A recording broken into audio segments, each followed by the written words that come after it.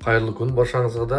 Бүгін бізде Mercedes 211 шанақтағы автокөліктің кілтін қайта жөндеп беруге тырысамыз. Міне бізде 211 деп мында көрініп тұрған шығар.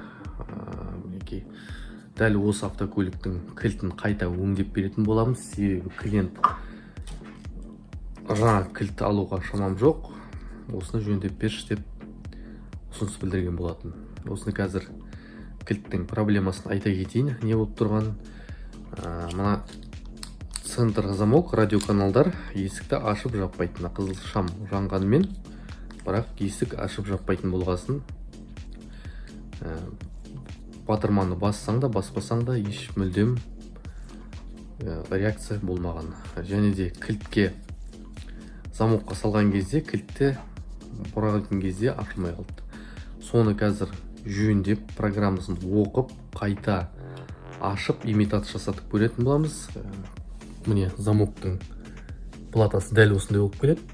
Оны қазір біз точка программирования жасап жатырмыз. Программаның ішіндегі программасын оқып, яғни жаңа кілт емес, бұрынғы кілтіне жаңадан программасын құйып жаңартып беретін боламыз. Ендеше қазір кілтті ашып программасын қоямыз. Жаңа кілтімізді пайкілеп микропроцессорына ұстап берген болатынбыз. Себебі мынау өзінің микропроцессоры істен шыққан. Қыздырсаң жасайды, қыздырмасаң жасамай қалады. Мына плата мына жерде тұрады, но жасамай қалған. Сондықтан мынау жасамағасын біздер жаңа түрінен салып, қазір кілттің барлығын жинап, замокпен имитация жасап көреміз. Кілт ашыла ма, немесе ашылмайды ма? Содан кейін толық білетін боламыз. Радиоканалдар жасай ма, кілтті бұрап ашып тұр ма, немесе ашпай тұр ма? Дәл осындай проблемалар Mercedes көліктерінде көп кездеседі. Және BMW көліктерінде көп кездеседі.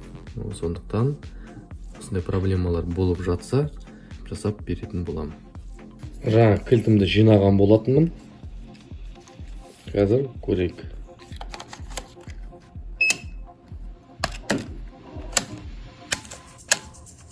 Кілт ашып жауып тұр. Өстіп міне кілтті қараған болатынбыз. Енді радиоканалдарын көрейік. Мына шам біз кнопканы басқанда радиоканал бір определенный бір частота шығады. Соған қарағанда есік ашып жабылатын.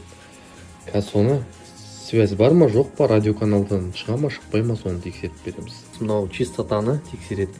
Бізде 00 МГц, АСК, ФСК деген екі частота болады.